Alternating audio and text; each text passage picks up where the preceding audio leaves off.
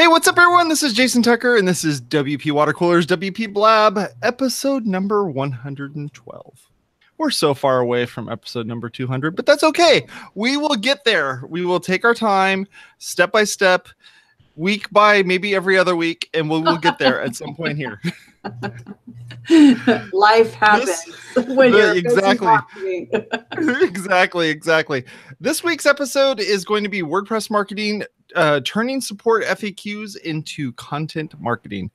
So we're going to talk about a little bit about how you take those frequently asked questions and actually turn them into real content, because I kid you not, everyone gets those frequently asked questions. It could be from like, oh, who runs the business, to who does this, to who does that. All those things could turn into posts, to pages, to all that fun stuff. So we're going to discuss that in just a minute. Before we do that, we're going to introduce ourselves. Bridget, tell everybody about yourself.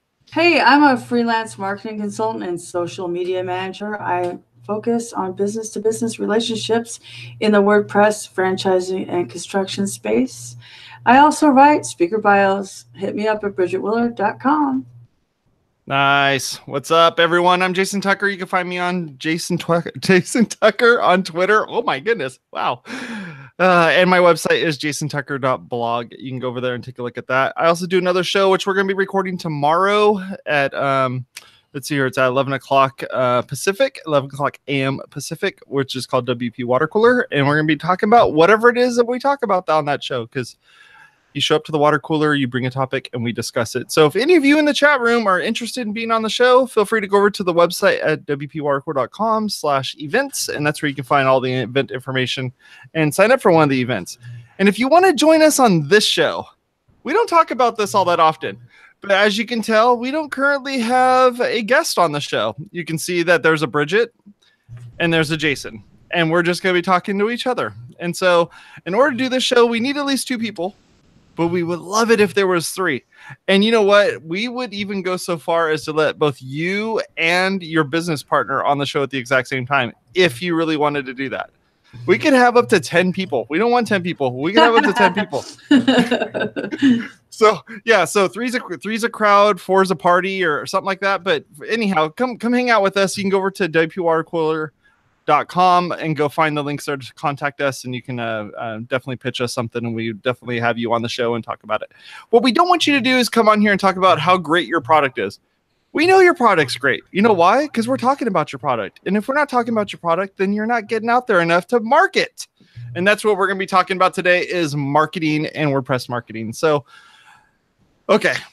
I want to set a little bit of some kind of rules here regarding FAQs, regarding content and repurposing content and all that sort of stuff. Many episodes ago, it may have been 4, I don't know, but it's been a couple weeks, we talked about repurposing content. And what I don't want you to do is go to somebody else's website and highlight the text and copy it and go to your website and paste it in there. Because those are somebody else's frequently asked questions, not your own. Yeah, those are not people. Plagiarism. You can't repurpose somebody else's content. That's called plagiarism. Don't do that. We talked about that already. We talked about the things you should not do regarding that. But what I want you to do is I want you to do this. I mean, you can even do it right now if you're watching the show or listening to us in the car or whatever. Pull off to the side for a second and just look at this. Open up your email client. It can be on your phone, be on your computer, whatever. Look at your email client. Look at the emails that your customers are sending you. They could be asking you things like, how big's your company? Or where are you guys based out of? Or what kind of stuff do you do? And how do you sell it? And why do you do this? And who are your competitors? All those things. Take those and go, these are my frequently asked questions. These are the things that people are constantly asking me about. Then take that, turn that one little sentence of blah, blah, blah, blah, blah, question mark, and turn that into an actual statement. And then take that statement and turn it into a couple paragraphs and really talk about it. Right? Yeah. That's what people should do.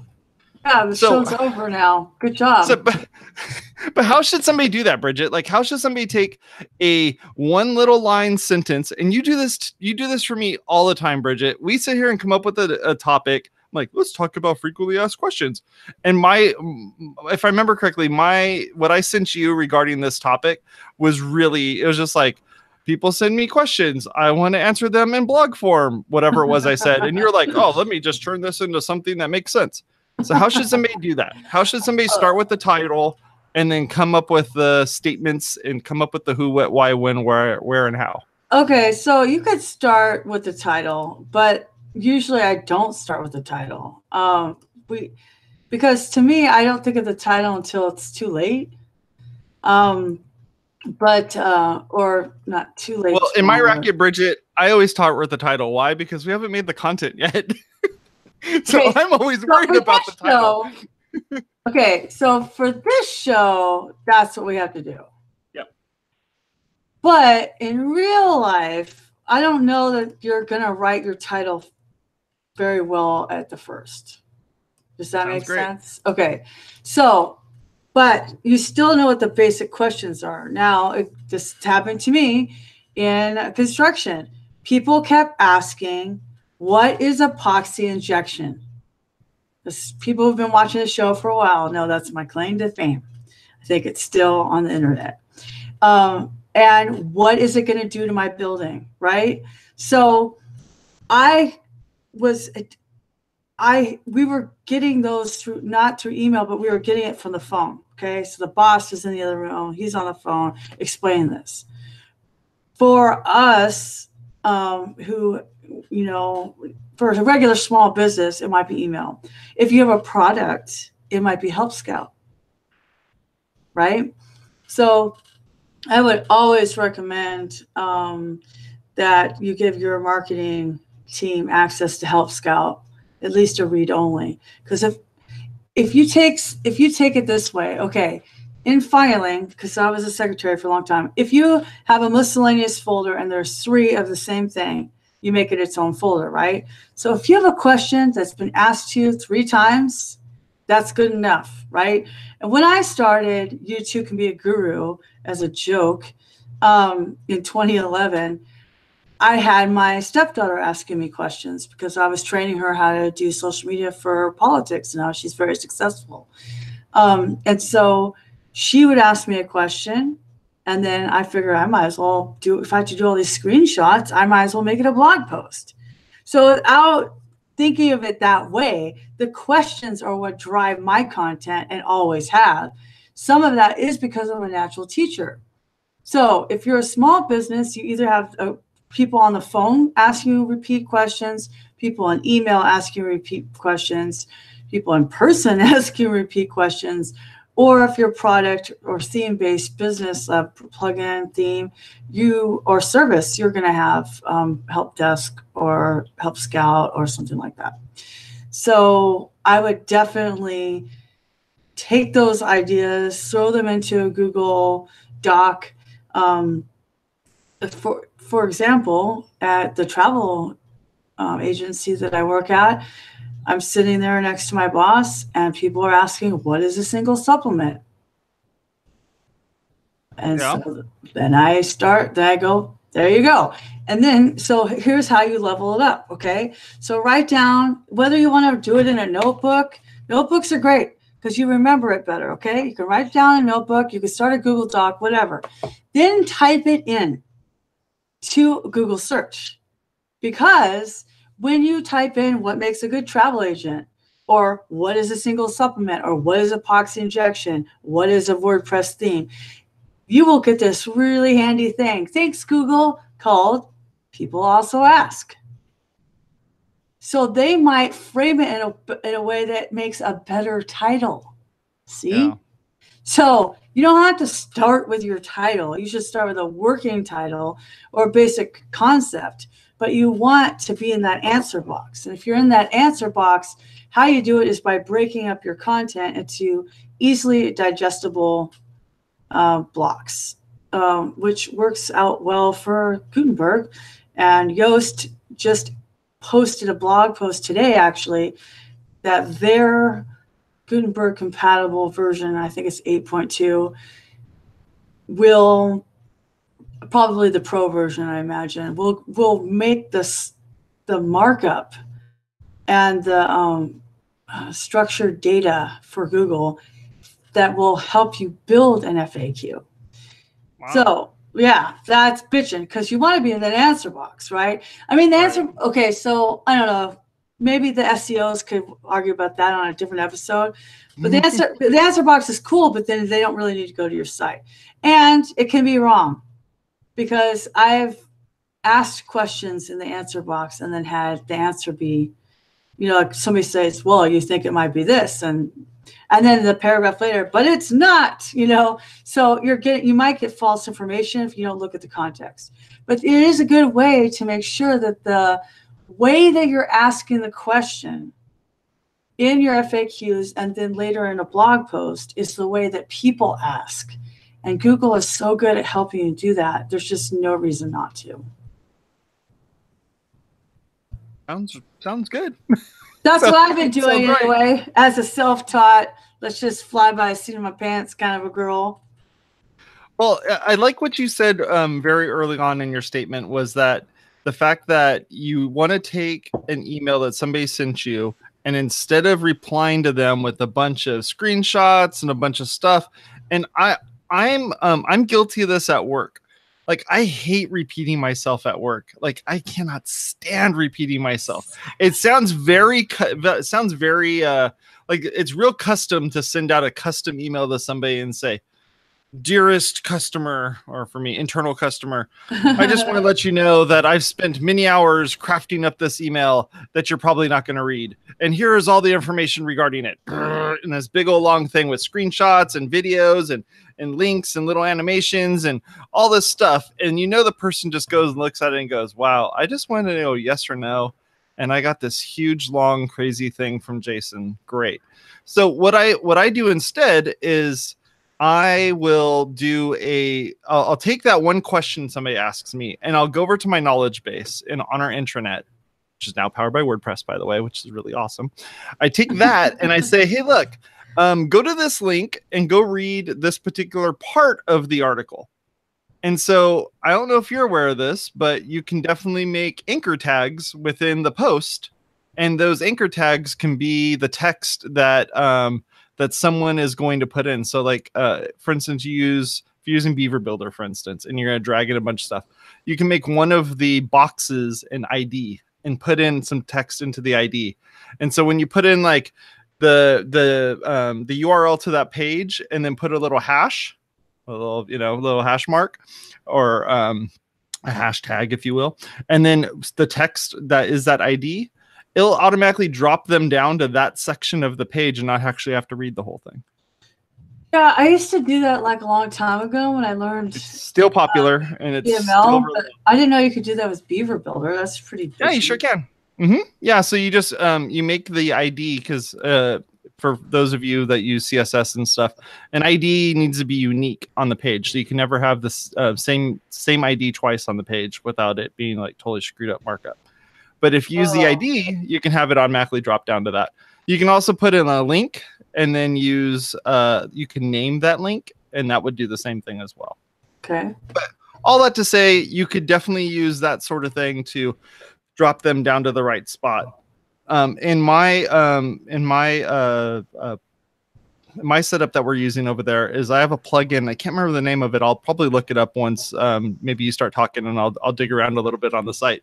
But I have a plugin that will take all the H1, H2, and H3s and turn it into a nice little table of contents at the top of the page. Yeah. So when you click on one of those, it'll drop you down to that spot. That's awesome. Which is super handy too. So if you click on that and drop you down to the right spot, and that spot is like, you know, step 3 of a 10-part process, and they already know how to do the first 2 of them, well, save them the time and get them down to like the spot so someone will actually want to read it and do it. So if you use your H2s, you don't need, and that plugin, you don't even need the anchor text thing. Yep, you can definitely do it that way. That's better for how you should read on the internet anyway. Yep. So you gotta use your H's. You have to use the H's, exactly. That's one good thing about Gutenberg, actually, is that it does make it an outline. Yeah.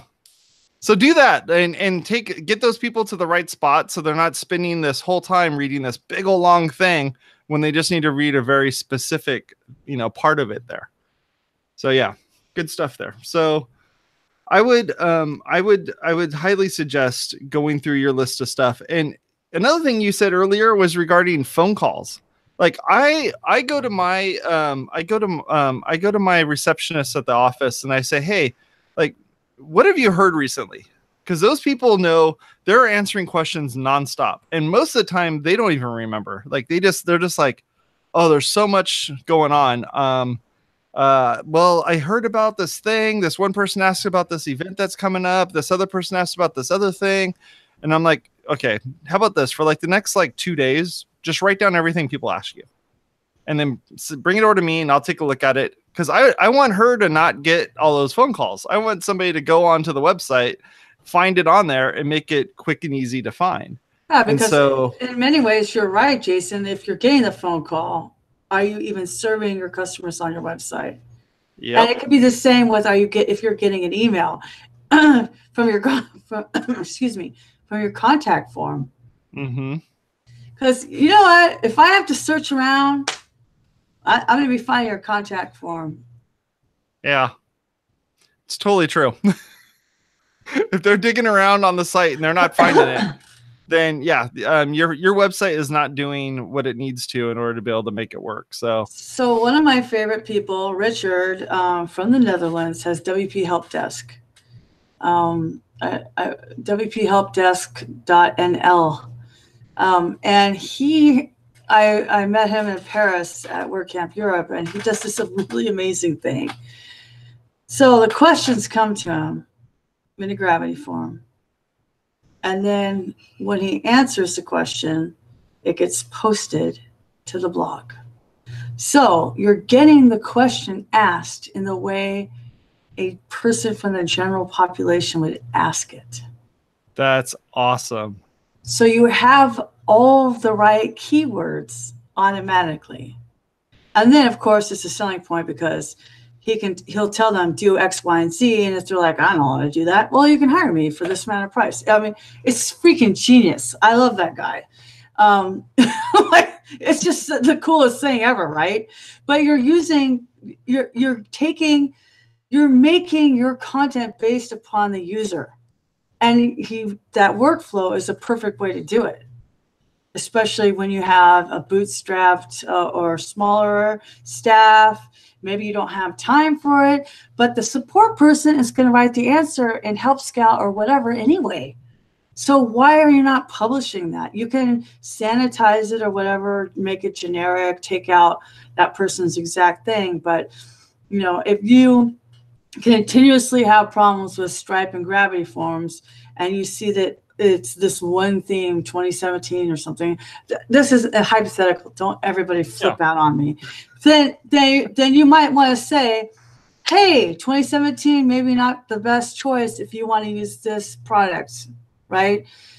We recommend, you know, these themes or something like that. And then you have links out too, because now you can link to these other themes. So you're building instead of building a website and then hoping people will come, you're building a website and then expanding it based upon what your audience actually needs. And most of the time, we don't even know our audience. So it goes back to the chicken and the egg question, Jason, which is, do you write for your audience, or do you write and then your audience finds you?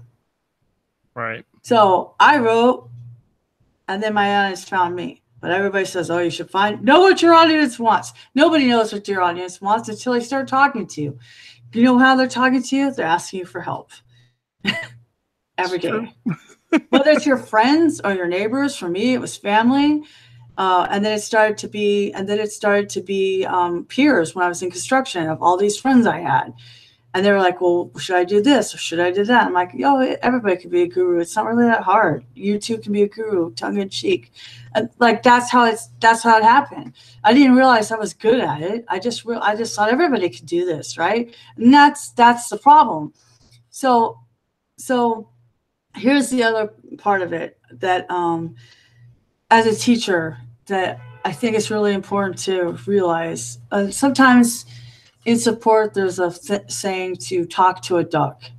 And sometimes we get really frustrated with our customers because we think that they should be smarter than they are or more educated than they are.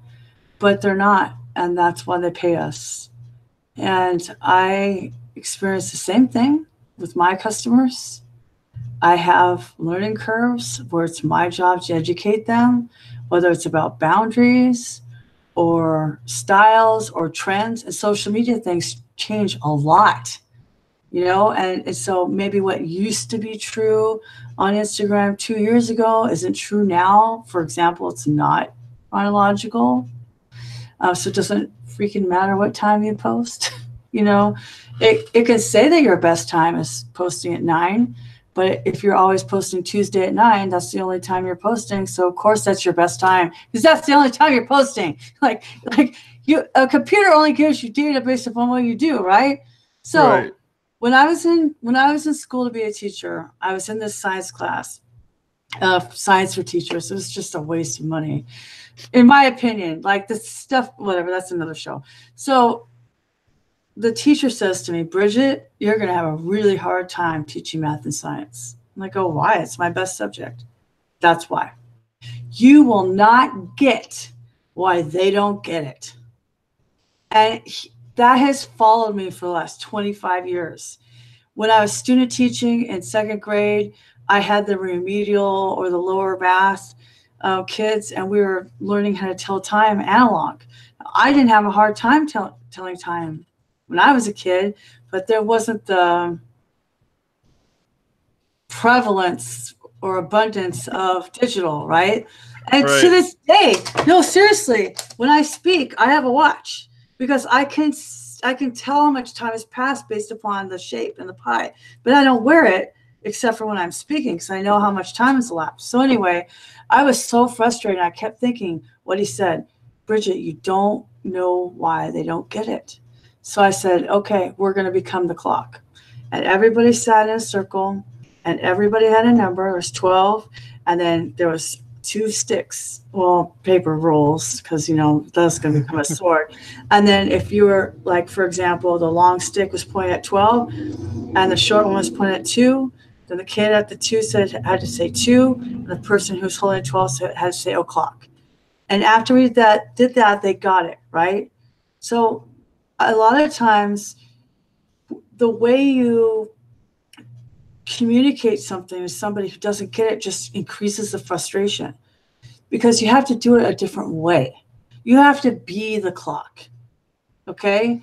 So how you excel at support or the knowledge base or taking this content that's coming from your customers and putting in content marketing is true education.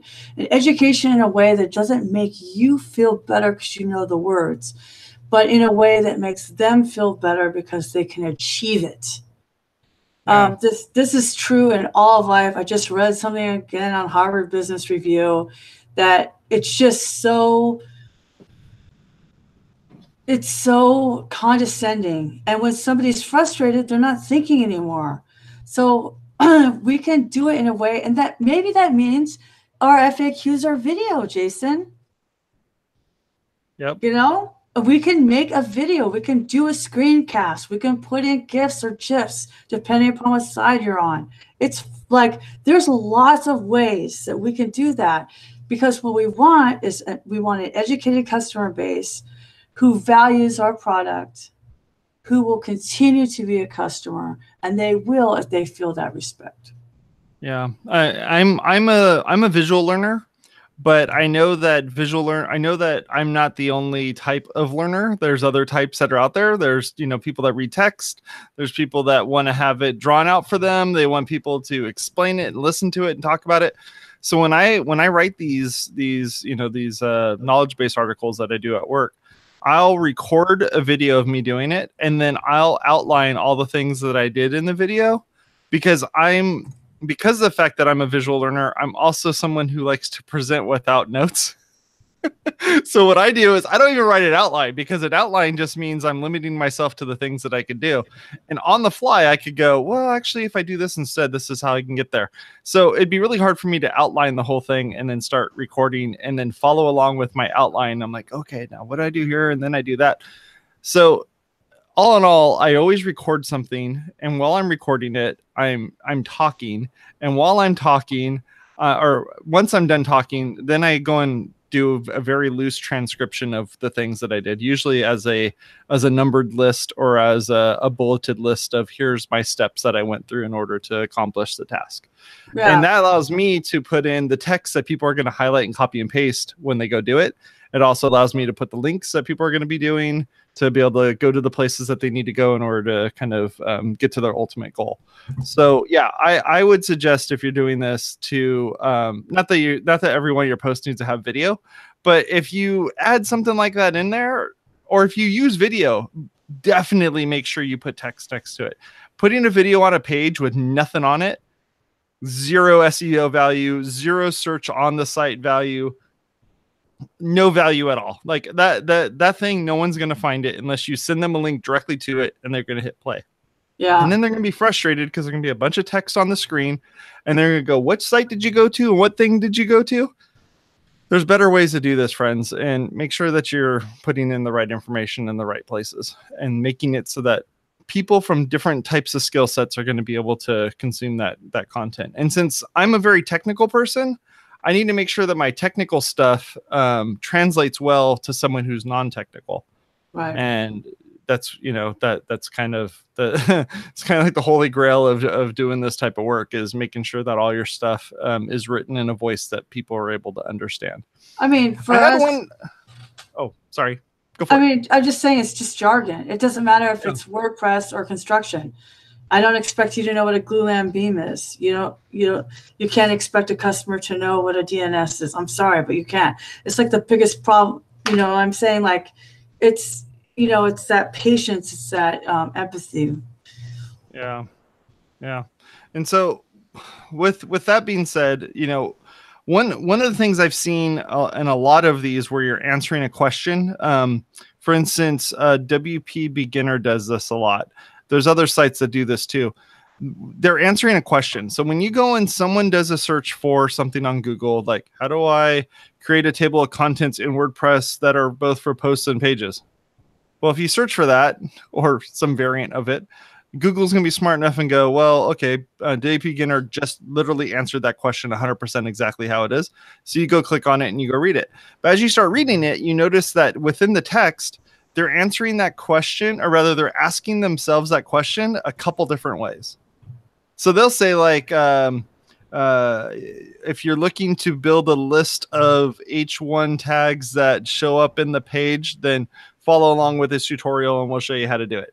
Well, that could have been another way in which somebody would have searched for it. So just because the title isn't the title of the post doesn't answer the question, somewhere in that text, you have the opportunity to put that question in another way in hopes that Google will index it and people will be able to find it. Or if your site's big enough and people are searching for that stuff, they're going to search for it on site, and hopefully your on-site search is going to be able to take that and then get you to the right spot. It's funny you said that, because I just did that from one of my blog posts, because I did the people also ask, and then I used every single one of those as an H2.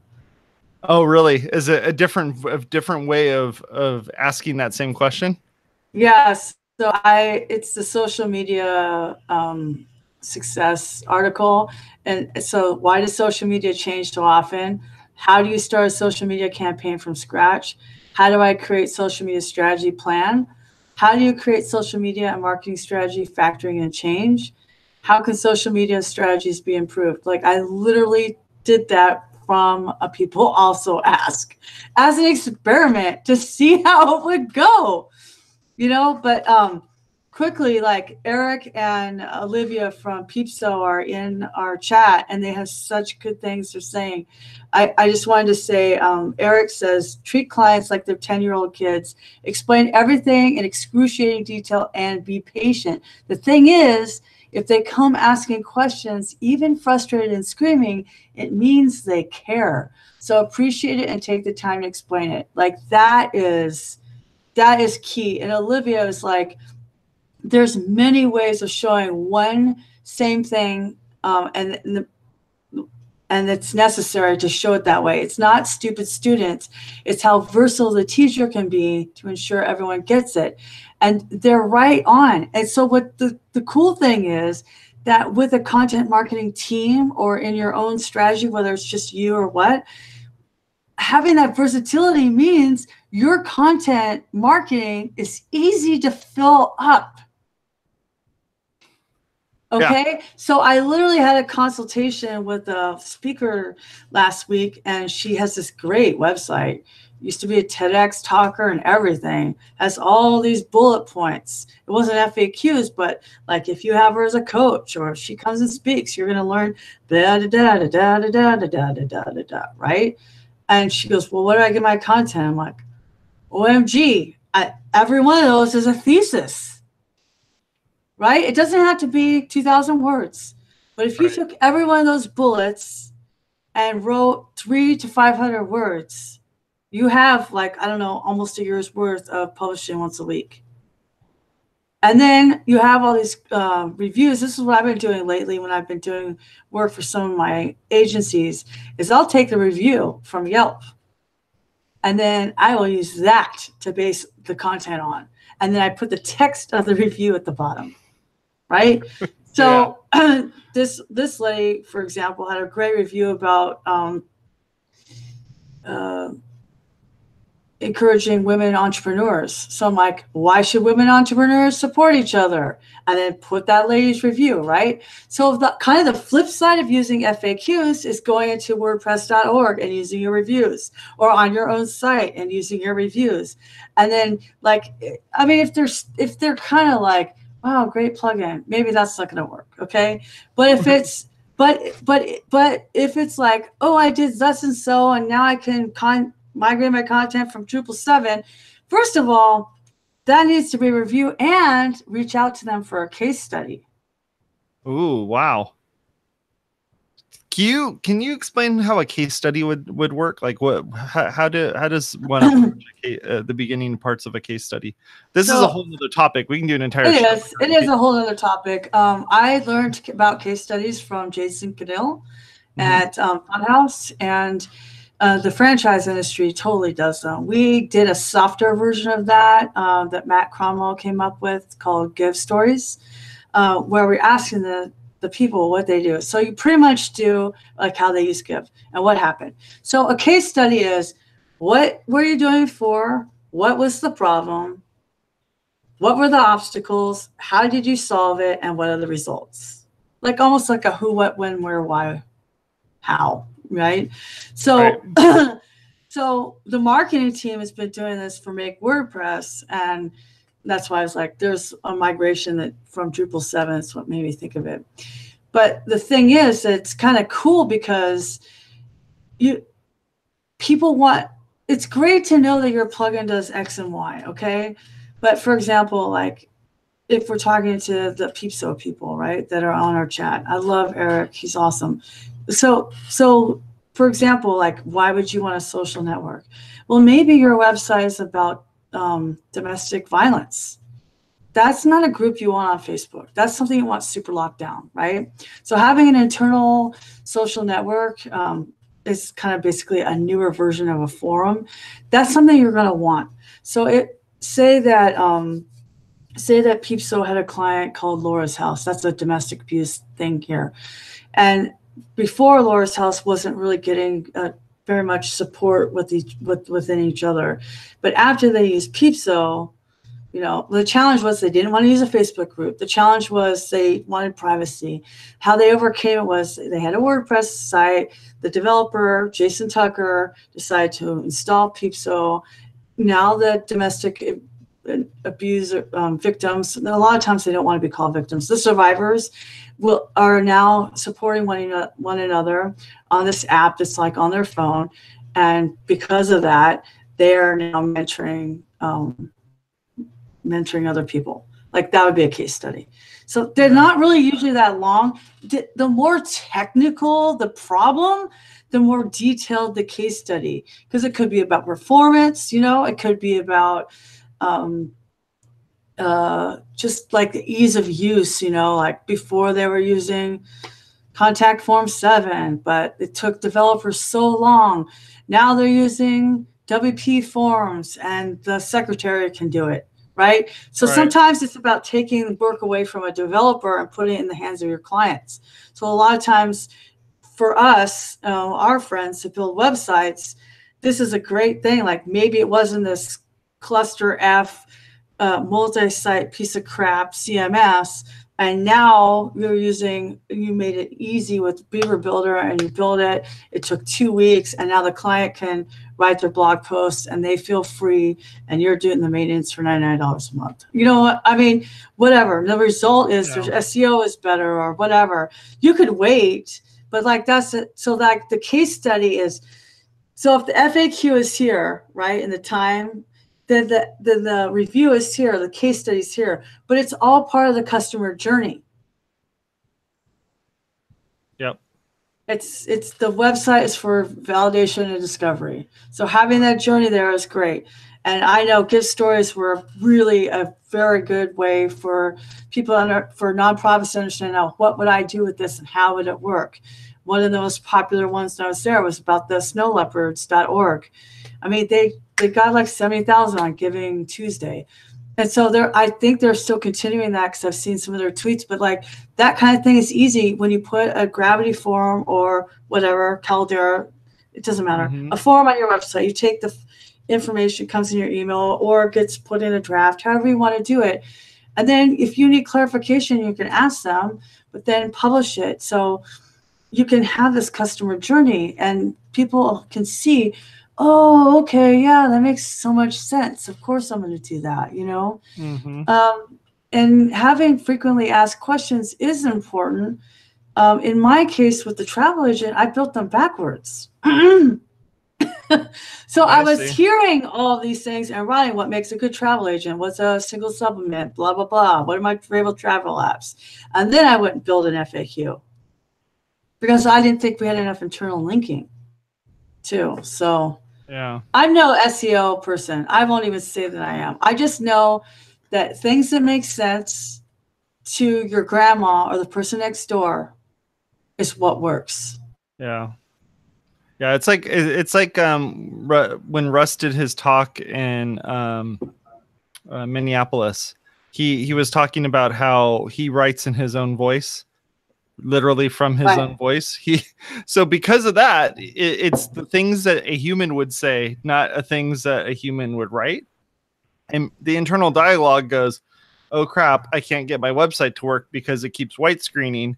And then they go on Google and they say, my stupid WordPress website keeps white screening. Like that's what they're going to search for. Right. And then, Google's going to strip out stupid and strip out a few of the words and get it down to like the basics and go, oh, stop words and cuss words. Website, white screening. And so if you know what a white screening, if you know what the term white screening is, you're going to search for it. But if it says like, I went to my website and it's only showing white. Well, no one knows the term white screening. They know that it's just showing a white screen on the screen. So they're going to say that it's just turning white because there's no errors. There's no nothing. Those are the things that people are going to search for. Oh my gosh, Jason. I don't know if you remember back when Mercier was live, he would call me up when I was in Santa Ana going, somebody's trying to get in our computer. Somebody's trying to get in our computer, and I didn't have the thing set up so I could do it. It was just like where it goes at the top, it says updates are ready to install. Yeah. Somebody's trying to hack. Somebody's trying to hack the computer, Bridget. I don't know what to do, so I just turned it off. Oh my goodness. That's awesome. I mean, it's adorable. It's funny. It's fun. And I think that you can almost do it as if you can make light of it in a good way. Like, right. Did you ever type in your URL or the link to your website and all you see is white? It's not a blizzard. There's something wrong. We call it white screening. Like, you can introduce the term. Yeah. You totally only have that, you know? Yeah, right. You need to describe the thing as well as, and think about it from, your mom's point of view and your whatever's point of view and go like, I don't know how to use this thing, but the result is I go to the website and the only thing that shows up is white. What do I do wrong here? You know, or I went on Google and I searched for something and all I'm seeing is a dinosaur show up on the screen. And now I can play a game by pushing the space bar and make the dinosaur jump. Like what's happening here? My internet connection went down. Now I can't get online. What's going on here? Yeah. So describe the things that are happening as a way to get people to, because that's what those people are going to be searching for. And ultimately, that's what we're talking about on this particular episode, is that you're wanting to answer the questions that your potential customers, visitors, readers, consumers are going to look at and say, okay, I'm having a problem with this, or I'm looking for the answer to this. And they're asking those questions on Google, and you're going to be able to get that information and look at it. And I will also suggest is looking on Google Analytics as well. Like look at that and look at what people are searching for to figure out, okay, here's all the people that landed on the site. But what they do after they landed on the site, and watch it, you can see they got to the site by searching for this thing. Then their second page is actually, they gave up and just went straight to contact us. And then your phone started ringing, or you got an email, or they went to this other post. And so you can kind of figure out what's going on there. Google Analytics, you can dig into that deep and really find some cool stuff about it. It's a total black hole. But the other thing I was going to say is then you can use it internally. So once you have the FAQ or the give story, you know, the case study or the review, now you have content to use internally. So the next time somebody says, "Hey, what happens?" Oh, there's a really great article right here. This might help you. Please reach out to me if it, That's another way to do it. Or also for pre-sales, the case studies are really good for pre-sales. Oh, yeah. I want to use this. Well, do you know anybody else who uses it? Of course, this person uses it. This person uses it. And that's kind of what the marketing team is doing right now with Make WordPress, is that we're collecting these case studies because basically we're trying to sell WordPress. We know it's free, but whatever. Like the software is free. The building isn't free. The Legos are free. The engineer isn't free. But that's what it does. It goes, oh, okay, I see. I could do that. Yeah, that makes sense to me in my mind. It's a big decision. Yeah. Speaking of big decisions. So what, I know we're a little early here, but I think one of us will probably end up talking quite a bit about it. What would be a good tool or tip of the week that would help with this sort of thing? There has to be something out there that we've used in order to collect this data that we need in order to be able to put it out there onto the website. Besides Google Drive, you mean? Yeah, I mean, there has to be like what's our tactics in finding this information out to be able to. Well, it really depends. I'm using your answer. Depends. So if you're getting the questions on the phone, you have to overhear it, or you have to be the one who writes it down. Oh, somebody asked about a solo supplement again, a single supplement. So it's a data collection issue that people are having to work through in order to do it. That's why if you use Help Scout, it's even easier because you can. Can't you put labels and tags on them? Like if you keep seeing that somebody's having trouble with multi-site, it's time for you to write about it. Right. Yeah. So here's all the things that our customers are having issues with, and here's how you can solve it. And then you go through the whole thing. Like I know people that because Matt Cromwell loved it so much. I told Jen Miller, you should use Help Scout because then so it's not just a product-based business, even an agency who's building clients, that is such a great way to organize. I don't need it. Yeah. But I think that would be the first thing I would say is use Help Scout or the equivalent, because that will be a better way of aggregating similar things, right? Right. So if you don't do that, then use Gmail. The things about Gmail that's awesome is labels, also labels. And then if you're having trouble finding something, the search.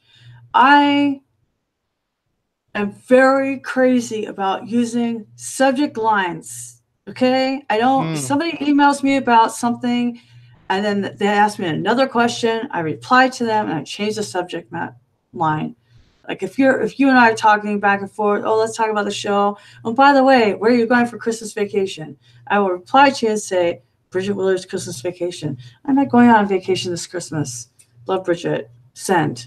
Because you want to be able to find your own stuff, right? But this is the secretary filing, physically filing for so many years. But it's the same with your names, you know? You want to name things to make sense. So if you, like for me, when I start thinking of ideas at work, I go to Google Docs and I go, oh, because I did that, Jason, we island hopping in South Pacific. There was about 5 of those in our search console. So I went to I have an idea folder in the blogs section of our Google Docs, Google Drive, and I wrote one that says island hopping in South Pacific. Now I know that needs to be an article, and we did the same thing at Give. It really helps because when you're stuck and you don't have an idea, you go to that idea file, and those questions are there. You don't have to go searching for them. Do it now. It's that whole, like, whatever you could do now, do it now. Don't mess around. Just go, oh, or forward it to your assistant, whatever, if you have one. Right. Use the resources you have. So it's not one tool, but either way, integrate it into your workflow. You know, if somebody asks me a question, I'm going to go, this is what you do, 1, 2, 3.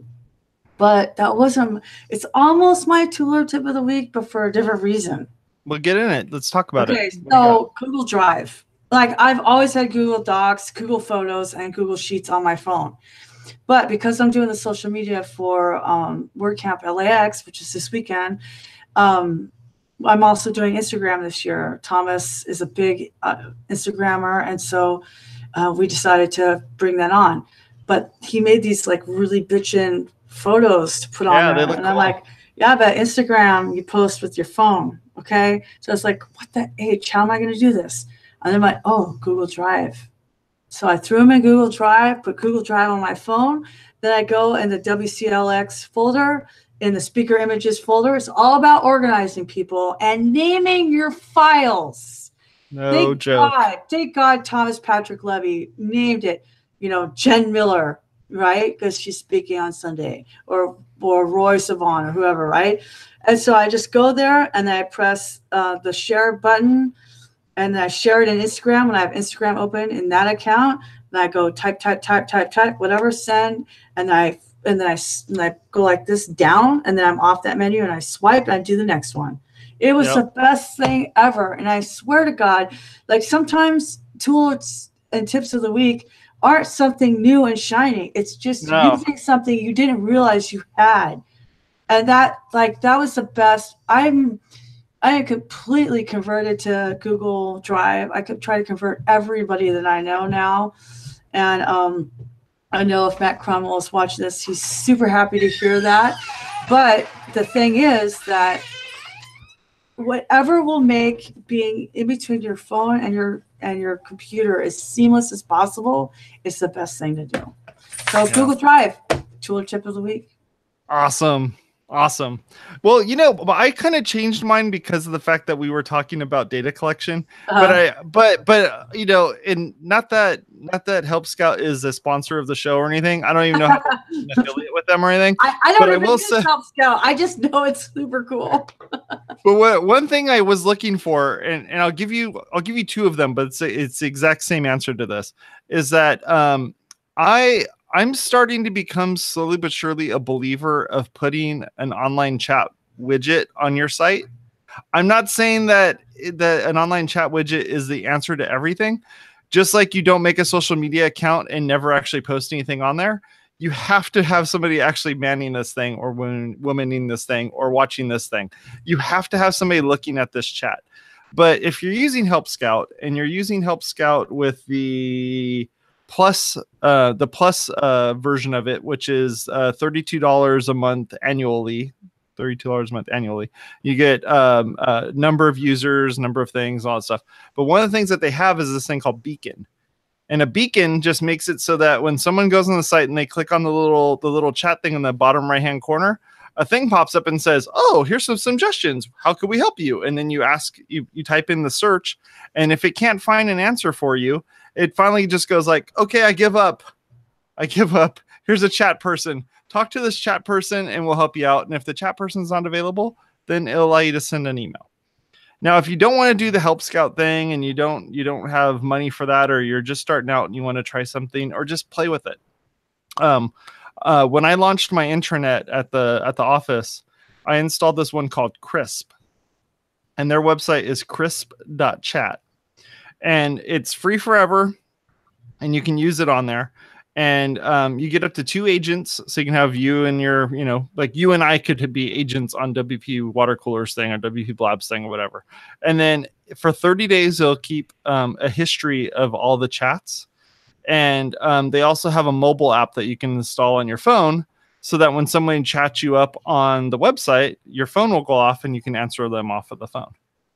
Okay. And you can turn yourself online and offline and all that fun stuff. But if you're looking for a way of collecting the data that people are asking the questions for, and they're not spending the 2 seconds to go on the website and look for it, you can help them out by essentially Googling your own website and then sending them a link saying, hey, here's the link to this. And the next time the person does a search for that thing, they'll actually find it, because you can set up little ways of being able to do automated triggers and stuff to say, hey, you're looking for this thing? Well, here's where you can find it. And it kind of makes it easier for people to find stuff. And I'm not somebody who's ever used this. Like, I do not use chats on websites at all. The only time I ever use a chat is when I'm really ticked off because my internet connection's down and I need to get a hold of my my internet provider, and I'll use their chat because I want to yell at them without actually yelling at them. So where does it go? Wherever you want? Yeah, you put it in the bottom right-hand corner, bottom left-hand corner. No, I mean, when they chat to you, where do you receive that chat? Oh, so for Chris, for instance, it shows up on your phone. Okay. So they'll go on the website and they'll say, hey, I'm having a problem with your website, or hey, I'm looking for a specific product on the website or whatever, and hit send. Then your phone will go off, or you can have a browser notification on your computer that will go off and say, hey, I'm having a problem with your website, or I'm looking for a suggestion for whatever, and then you can answer them. Because I know Nathan Tyler with Staging Pilot uses chat, but it goes to his Slack. Yeah, there's ones for Slack as well. Yeah, there's a whole bunch of different ones that are out there to kind of pull this off. I'm not someone that uses Slack, so I needed to find some. And it was actually really hard to find one that doesn't use Slack, because I just don't use Slack. And I wasn't going to start using Slack just because of the fact that I'm trying to use this, this tool. But with Slack, what's nice about it is when you reply back, you're replying back from them inside one of the channels that it's in Slack, and you're able to kind of keep track of the replies and all that fun stuff. Okay, this might be something I need, because what I was saying this morning is to myself, I get notifications from all over this planet. Okay, I'm getting stuff in several Slacks, email, Twitter, Facebook Messenger, Viber, WhatsApp, iMessage. I want them in one place. I want Bumble in there too. Do you want me to Snapchat. I just want it in one. That's email. When I had email, I had everything in one place. Yeah. One of my tools and tip of the week a couple episodes back was Franz. Do you remember that? Franz? No, I don't. Franz and Hans? It's called Franz. Franz. Oh, ANZ. Yep. Okay. Franz. Oh. Franz, if you're from France. If you go Franz, Franz, or meetfranz.com. Okay. Yeah. That thing takes all those web application chat thingamabobs and it shoves it into one window. Okay, thank you. Yeah. Meetfranz.com. I'm writing it down this time. I just can't take it. They're all over the place. There's so many messages. Sometimes I forget who sent me a message from where. Yep, and I mean, works with clients, dating, friends, work. It's all over the place. It's driving me crazy. The only thing it doesn't support is text messages on the Mac. So you can't do any of the messages. I need it to support text. But that's it. You'll never find it being able to support the text messaging, because Apple is Apple, and that's what Apple does. Oh man, Sherry got Franz and Hans, old school SNL skit. Totally. I do like Slack. I'm getting used to Slack now. It's just that there's just everything's all over the place. Anyway, thanks for Good watching for you, the show, Bridget. everybody. Good for you. Good for you and your Slack. Well, I mean, as somebody who does Twitter, right? If when I do get a support question, I could just send it from Twitter to Slack, and then the support nerds can tell me what to say, and I'll type it or they reply. And that was what we did again. That's what I do with Pressable. That's what I do with Staging Pilot. That's what I do with all my clients. It's that are nerds. The non-nerd people, I have to do emails. So that's when I went, oh, I like this. I like that I'm in my client Slack. Well, because now it's convenient. Right. I saw the use case. Yeah. Case studies, people. Case studies. I still don't see it, but hey, that's cool. I'm glad Slack reminds me of trying to find one particular email, just looking at the spam folder. Oh no, it can't be tasks. If somebody needs to be me to do something, it better be in my Trello. Actually, I tell the people just email me because I'm a Gen Xer. You need me to do something and you want me to actually do it? Gidgy@gmail.com. That's awesome. I'm sorry. I look at this stuff and I just go like, dude, this is all spam. Like none of this stuff matters to me at all. I'm so cool. It's so cool that you found a little animated thing of a cat dancing around in the kitchen.